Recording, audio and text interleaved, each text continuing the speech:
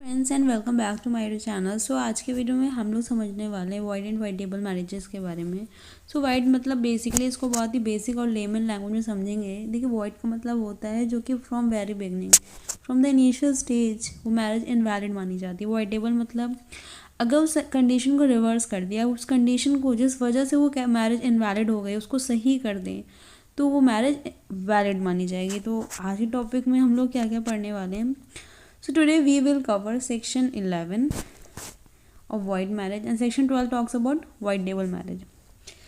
ठीक है कि क्या कॉन्सिक्वेंसेस होते हैं कोई मैरिज जो वॉइड हो जाती है। अब क्या क्या कंडीशंस होती है, like impotency, other person having not the capacity which is essential for the consummation of marriage. Marriage को कंज्यूमेट कराने के लिए जो एसेंशियल कंडीशन है इम्पोर्टेंसी, वो पर्सन कैपेबल ही नहीं है कैरिंग आउट दीज एक्टिविटीज़। अगर कोई मेंटल डिसऑर्डर से सफ़र कर रहा है then that marriage can be amount to voidable marriages. And a consent which is obtain by fraud. अगर कोई भी मैरिज की जो कंसेंट है, आपने शादी किसी से ज़ोर ज़बरदस्ती करके या फ्रॉड करके या फिर कोई एसेंशियल कंडीशन को छुपा के की है तो भी वो मैरिज वैलिड नहीं मानी जाएगी। अगर कोई मैरिज से पहले भी प्रेग्नेंट था, at that situation the marriage is consider to be the void marriage, voidable marriage. Now move towards introduction. तो वॉइड एंड वॉइडेबल मैरिज में देखिए इम्पेडिमेंट्स, देखिए किसी भी मैरिज को कि रुकावट होती है दो प्रकार की, दो तरह की बार्स होती है या रुकावट होती है। ठीक है, पहला ऑब्सोल्यूट। अगर ऑब्सोल्यूट होगी मतलब उसमें कोई इम्प्रूवमेंट नहीं किया जा सकता, कोई सुधार नहीं किया जा सकता, तो जो शादी होगी शुरुआत से ही हम लोग वैलिड नहीं मानेंगे। ठीक है, और वहीं अगर कोई रिलेटिव बार एग्जिस्ट करता है, रिलेटिव मतलब किसी के रिलेशन में कोई डिफ़िकल्टी अराइज होती है मैरिज के लिए, तो वो हमारा क्या माना जाएगा, रिलेटिव बार एग्जिस्ट करेगा, देन वो मैरिज वॉइडेबल मानी जाएगी।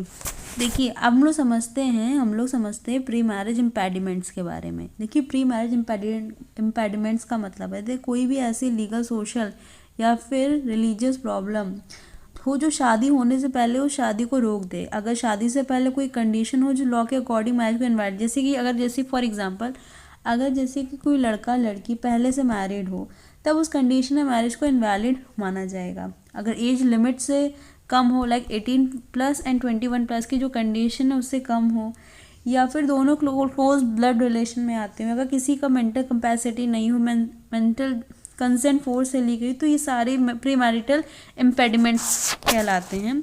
तो वॉइड मैरिज का मतलब होता है कोई भी no marriage, it is void ab initio. ये फ्रॉम वेरी बिगनिंग ये मैरिज वॉइड मानी जाती है, ये मैरिज शुरू से ही वॉइड मानी जाती है। ठीक है, it is called a marriage because two persons have undergone the ceremonies of marriage but as they obviously lack the capacity to marry they cannot become husband and wife। इसको हम लोग क्यों बोलते हैं इनवैलिड मैरिज और void marriage, just because जितने भी essential rituals थे वो तो परफॉर्म हुए but they do not are capable, they do not have the capacity to be husband and wife, that's why. अब हमारा सेक्शन 11 बात करता है grounds of void marriage. Void marriage की कुछ ग्राउंड्स है। पहले बाईगैमी कंडीशन, तो सबसे पहले याद करिएगा बाईगैमी। सेक्शन 5 क्लॉज 1 हमारा हिंदू मैरिज एक्ट का बात करता है कि जो भी पर्सन एक शादी से बाद दूसरी शादी नहीं कर सकते, that is the bigamy is prohibited under Hindu marriage act. ठीक है, जब तक डिवोर्स नहीं फाइल होगा आप दूसरी शादी नहीं कर सकते हैं। देखिए अगर जैसे कि कोई जैसे फर्स्ट वाइफ है, ठीक है, वो लोग साथ रहते थे बट फर्स्ट वाइफ ने उसको छोड़ दिया है, लेकिन इस ग्राउंड पे वो पर्सन किसी दूसरे पर्सन शादी नहीं कर सकता जब तक कोर्ट उनकी मैरिज को ऑटोमेटिकली डिसॉल्व ना कर दे by the decree of divorce from the competent court. अब देखिए सपिंदर रिलेशनशिप के बारे में हमने पढ़ा था, लीनियर असेंडेंट और लीनियर डिसेंडेंट, और जो भी हमने मतलब इसके बारे में एक चीज़ पढ़ा था, फुल ब्लड हाफ ब्लड से रिलेटेड जितने भी रिलेशंस फॉर्म होते हैं वो भी इनवैलिड माने जाते हैं, तो उसमें भी उस कंडीशन के थ्रू भी मैरिज वॉइड ही कहलाती है। तो देखिए हमारा पहले सपिंदर रिलेशनशिप, प्रोहिबिटेड डिग्री और हमारी बाईगैमी, तो ये 3 कंडीशन होती है जिससे मैरिज वॉइड होती है, मतलब वो मैरिज हम लोग उसको मानते ही नहीं, वो शादी हुई है, तो ये वॉइड मैरिज की कंडीशंस होती हैं। अब नेक्स्ट हमारा समझने वाले हैं कि इसका कॉन्सिक्वेंस क्या होता है, मतलब इसका रिजल्ट क्या होता है मैरिज जब वॉइड होती है। The party do not have the position of husband wife, अगर उनकी शादी इन 3 कंडीशन से हुई है, या फिर वो बाइगैमी है, या फिर प्रोहिबिटेड रिलेशनशिप में आते हैं, देन उनके जो चिल्ड्रंस होंगे वो इलेजिटिमेट तो होंगे as per void marriage, because जो चिल्ड्रंस की राइट्स का वायलेशन नहीं होना चाहिए, चिल्ड्रंस को राइट्स मिलनी चाहिए, उनकी राइट्स को प्रोटेक्ट करने का चाहिए, तो उनको वॉइड नहीं माना जाता, बट उनको लेजिटिमेसी मिली है as per 16 of the Hindu marriage act. अब जो म्यूचुअल राइट्स होती हैं और ऑब्लिगेशंस होते हैं वो सब नहीं मिलती वॉइड मैरिज में। अब वॉइडेबल मैरिज में क्या होता है, ये एक वैलिड मैरिज होती जब तक इसको आप कोर्ट में जाके पिटीशन फाइल करके आप इसको कैंसिल ना कराएं। देखिए, जो हमारी वॉइडेबल मैरिजेस होती हैं वो शुरू में तो वैलिड होती हैं, लेकिन अगर कोई लीगल ग्राउंड एग्जिस्ट करता है, ठीक है, तो पार्टी रिक्वेस्ट करके मैरिज को रिजॉल्व करा सकती है, कैंसिल करवा सकती है। अगर पार्टी कैंसिल ना करे तो जो मैरिज होगी वो लीगली एग्जिस्ट करेगी। तो ये कुछ कॉमन एग्जांपल्स होते हैं वॉइडेबल मैरिजेस के। नॉन कंज्यूमेशन, अगर मैरिटल रिलेशन कंप्लीट नहीं हुआ, लाइक इम्पोटेंसी है, we the person is not capable of carrying out a sexual activities which is required in a marital relationship. अगर कोई मेंटल डिसऑर्डर से सफ़र करता है, कोई फ्रॉड और कोर्जन के थ्रू शादी हुई है, या फिर कोई अंडर एज है, तो इन सब कंडीशन से आप वॉइडेबल मैरिज के थ्रू कोर्ट से मैरिज को डिसॉल्व करा सकते हैं। ठीक है, नेक्स्ट हमारा देखिए क्या क्या कंडीशन से आप करवा सकते हैं। सबसे पहले इम्पोर्टेंसी, कोई मेंटल कंडीशन से सफ़र कर रहा है, सेक्शन 12 क्लॉज 1 क्लॉज सी हमारा बात करते हैं फ्रॉड के बारे में। ठीक है, अगर कोई जो सेरेमनी थी वो, जैसे कि कभी कभी क्या होता है, कोई इंसान जैसे कि if 2 person are in love, okay, जिसमें से एक का मतलब एक पर्सन उसको चीट करके मतलब उससे कहता है कि हम लोग ऐसे मंदिर में जाते हैं और अग्नि के 4 फेरे लगा लेते हैं और बस सिंदूर लगा देते हैं, और ये कहते हैं कि now we are husband and wife, then they engage in any kind of sexual activities to fulfil their sexual desire. At that moment this marriage can not be considered to be the valid marriage as per law, because here the use of fraud, the use of deceitful mean, cheating करके, बेईमानी करके उसे झूठला फिसला के शादी की गई है। ठीक है, देन तो कुछ और कंडीशन होती है। अगर कोई चीज़ छुपा के कर रहे हो, आप शादी छुपा के कर रहे हो, किसी की बीमारी को छुपा दिया या रिलीजन को छुपा दिया या फिर प्री मैरिज प्रेगनेंसी को छुपा दिया, ये सब फ्रॉड से रिलेटेड है, तो भी मैरिज वॉइडेबल मानी जाएगी। अब हमारी जो पहली कंडीशन होती है वो है इम्पोर्टेंसी। इम्पोर्टेंसी का मतलब होता है at the time of marriage petition with the ground to annul the marriage, inability to perform sexual act को परफॉर्म करने की जो इनएबिलिटी होती है, कंज्यूमेशन ऑफ द मैरिज नहीं हो पाता है। तो consummation is sometime refers to at the vera copula, and vera copula consist of erection and intromission by the male to the female. Full and complete penetration is an essential ingredient of ordinary complete intercourse, though the degree of sexual satisfaction obtained by the parties is irrelevant at that case. देखिए इसमें क्या होता है कि the person is suffering from impotency, then marriage तो valid थी, but when it came to the knowledge of the female, then she go to the court and annul the marriage को, शादी को कैंसिल करा देती है, तभी वैलिड ग्राउंड माना जाएगा मैरिज की कैंसिल होने की। अब इम्पोर्टेंसी का टाइप क्या है, ये एक बहुत इंपॉर्टेंट लैंडमार्क केस है जो है दिग्विजय सिंह वर्सेस प्रताप कुमारी 1970। इसमें क्या हुआ था, इस केस में डिसीजन आया था कि लीगल मीनिंग क्या है इम्पोर्टेंसी की। देखिए, अगर कोई 2 पर्सन अच्छे से शादी करते हैं, बट व्हेन जब वो आपस में एक दूसरे के पास क्लोज होते हैं, तो 1 person is not emotionally or physically ready for the consummation, then it can amount to be impotency. अब वो फिजिकल भी हो सकती है, मेंटल भी हो सकती है, ये डिपेंड करता है सिचुएशन क्या है। अब इस एक और केस लॉ है शांताबाई वर्सेस ताराचंद 1960। जो भी केसेस मैं लिखवा रही हूँ आपको नोट ज़रूर करना है। तो why was alleged to have an absolute repugnance towards sexual intercourse, that she was not interested. Although she had normal sexual organs, it was held that this amount to impotency. If the impotency can be cured by medical treatment or surgery, it did not amount to impotency. अगर medical treatment से, surgery से उसकी impotency सही हो सकती है तो ये इम्पोटेंसी नहीं होगी, otherwise it can amount to impotency, जिसके थ्रू आप डिवोर्स ले सकते हैं। ठीक है, तो अब देखिए कोई मेंटल डिसऑर्डर से पीड़ित है। The marriage can also be annulled where the marriage was in contravention of section 5 clause 2। 5 clause 2 में जितनी भी मेंटल कंडीशन है, साउंडनेस ऑफ माइंड के बारे में बात की गई है, अगर उसके कॉन्ट्रवेंशन में, मतलब उसके अगेंस्ट में, उसके विपरीत में है, then there may be the chances कि consent of by mental disorder, तो पर्सन सफ़र है मेंटल डिसऑर्डर से, जैसे कि वैलिड कंसेंट नहीं दे पा रहा है, कोई इंसान को स्किज़ोफ्रेनिया है, कोई बीमारी है दिमाग से रिलेटेड, ठीक है, वो नॉर्मली बिहेव नहीं कर पा रहा है, उसको एपिलेप्सी के झटके आते हैं, उसको अटैक्स आते हैं, then it can amount to a mental insanity.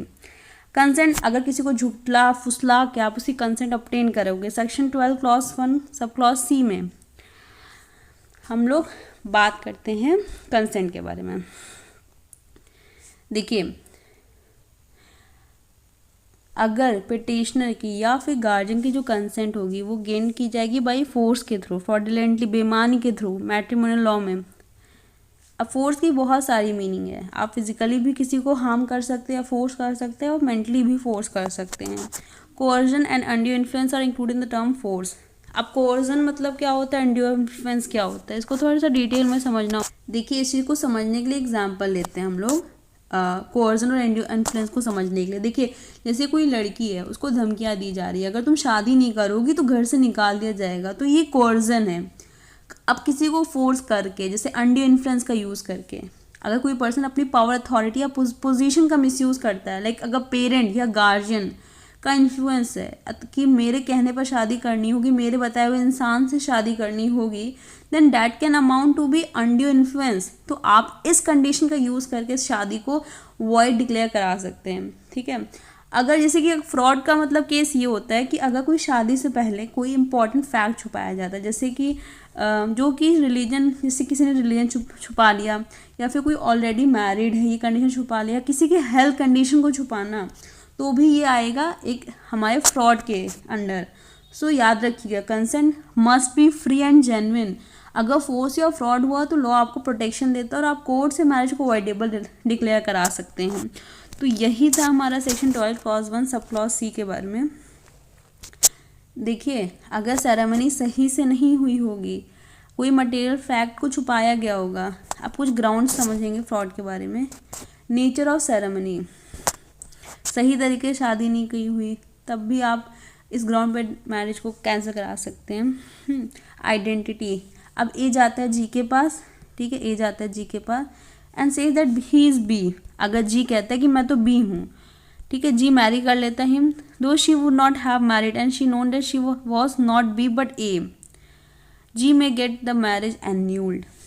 जैसे कि ए जाता है बी के पास और कहता है कि वो बी है, ठीक है, जी मैरी कर लेता है उससे, इसको नहीं पता होता कि वो जानती है कि वो जी है। जैसे कि अब आप इसको एग्जाम्पल समझिए कि जैसे ए कोई मेल होता है और जी एक फीमेल होती है, ठीक है, ए जी के पास जाता है और कहता है मैं बी हूँ, मतलब जिससे शादी होने वाली होती है बी से, तो उससे शादी कर लेती है जी।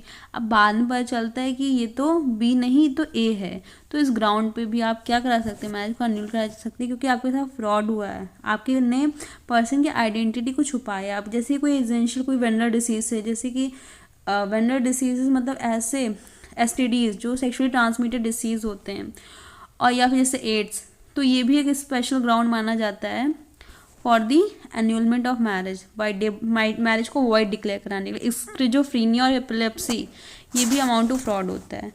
अब देखिए, रिलीजन या कास्ट को छुपाना, किसी ने शादी में आपको धोखा दे के आपसे शादी की गई हो, अब इसने छुपाया कि मेरा रिलीजन तो हिंदू था, ठीक है, ये क्रिश्चियन थी और इसने छुपाया कि मैं भी क्रिश्चियन हूँ, बट बाद में पता चला ये क्रिश्चियन नहीं तो मुस्लिम है, तो इसने अपने रिलीजन को छुपाया। तो इसके थ्रू भी इन अयाकत केस में J Christian women enter into the marriage with respondent who was a Muslim, अब बाद में इस मैरिज को भी आप अन्यूल करा सकते हैं।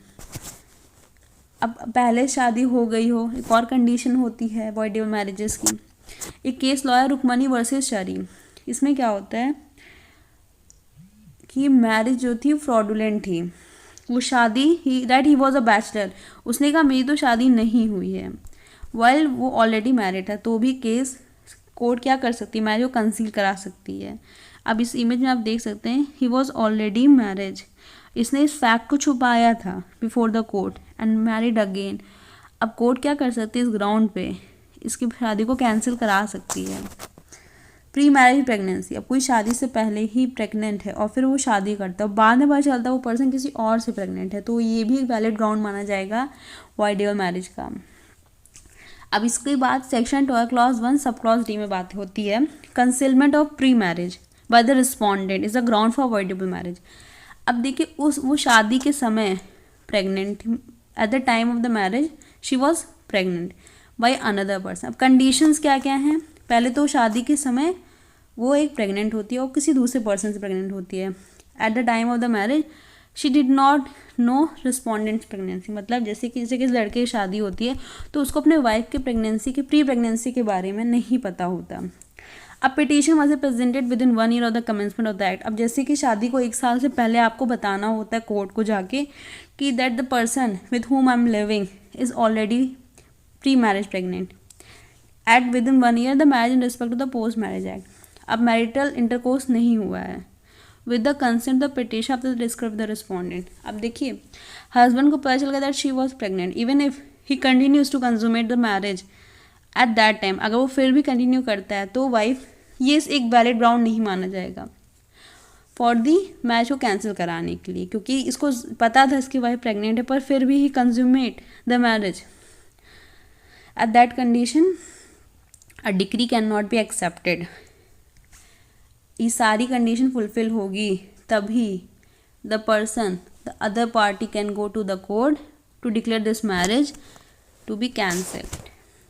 अब वेयर एक्ट के लैंग्वेज में आप एक बार रीड कर सकते हैं, आपके लिए इजी होगा, ठीक है। वॉइड मैरिज सेक्शन 11 बात करता है, वॉइडेबल मैरिज सेक्शन 12 बात करता है। कोई भी शादी solemnized after the commencement of this act night shall be null and void and may on petition presented by other party against the other party be so declared by a decree of nullity if it contravenes any one of the conditions specified in clause 1, 4 and 5। देखिए हमारा जो void marriage है उसमें 3 conditions आती हैं।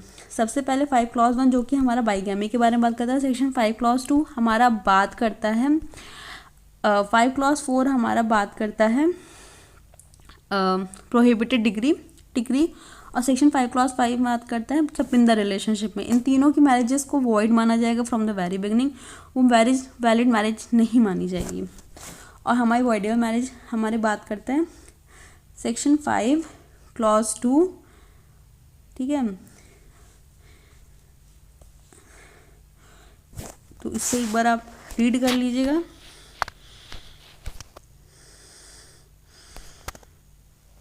अब एक difference last में हमारा है और इसका जो PDF है मैं इसको इस फाइल को अटैच कर दूंगी आपके इस डिस्क्रिप्शन लिंक में, आप डाउनलोड कर लीजिएगा। अब इसका डिफरेंस देखिए वॉइड मैरिज का वॉइडेबल मैरिज का। A wife does not have the right to claim maintenance in a void marriage, क्योंकि वो पहले से इनवैलिड मानी जाएगी तो वाइफ क्लेम नहीं कर सकती जितनी भी ऑब्लिगेशन लीगल बेनिफिट्स जो उसको मिलते हैं शादी के बाद वो आपको नहीं मिलेंगे वॉइड मैरिज में। उसमें wife she can not claim maintenance in the section 125 of CRPC और under section 18 of the Hindu adoption and maintenance act. Void marriage में party do not have the status of husband and wife. In a void marriage कोई भी degree of nullity is required, कि जब तक कोई भी degree of nullity नहीं ज़रूरत है, मतलब ज़रूरी नहीं कि कोर्ट उसको कैंसिल कराए, वो मैरिज पहले से ही वॉइड मानी जाएगी। वो मैरिज ही नहीं उस law in the eyes of the law. The parties to a void marriage में perform another marriage without getting a decree the marriage as void. ज़रूरी नहीं है कि कोर्ट पहले उस मैरिज को वॉइड डिक्लेयर करे जो कि वॉइड मैरिज के अंतर्गत आती है, ठीक है। वो पहले से ही मानी जाएगी कि वो मैरिज वैलिड नहीं है। वॉइडेबल मैरिज में क्या होता है, वाइफ के पास राइट होता है मेंटेनेंस क्लेम करने का। हस्बैंड एंड वाइफ के पास स्टेटस तब तक होता है जब तक वो मैरिज कैंसिल नहीं कराई जा सकती। नलिटी की जो डिक्री है, जो ऑर्डर है कोर्ट पास करता है after the declaration of the petition for the divorce, तब तक वो मैरिज वैलिड मानी जाएगी। अब मैरिज को वॉइड डिक्लेयर कराने के लिए कम्पिटेंट कोर्ट की रिक्वायरमेंट होगी। देखिए, ये जो वॉइडेबल मैरिज होती है तब तक वैलिड होती है जब तक आप कोर्ट के पास जाके इस मैरिज का अन्यूलमेंट नहीं करा सकते, लेकिन जब तक ये मैरिज वैलिड है तब तक वो पर्सन दूसरी शादी नहीं कर सकता, ठीक है, वो मैरिज वैलिड मानी जाएगी। तो ये हमारा लास्ट पॉइंट यही बात करता है। अब कंक्लूजन क्या है, बहुत सिंपल है, 3 कंडीशन होती है वॉइड मैरिज की और ये मैरिज इनवैलिड होती है फ्रॉम द वेरी बिगनिंग। और सेक्शन 12 हमारा 3 कंडीशन बात करता है और ये तब तक वैलिड होती है ये वाली शादी जब तक कोर्ट इसको अनन्यूल ना कराए, कैंसिल ना कराए। तो ये कंक्लूजन था आज का। तो इसी के साथ I want to end this lecture. तो आपको इसका PDF आपको डिस्क्रिप्शन बॉक्स में मिल जाएगा। पढ़ते रहिए, एंजॉय करते रहिए। Till then stay tuned, stay connected, stay happy, bye bye, take care, thank you for watching this lecture.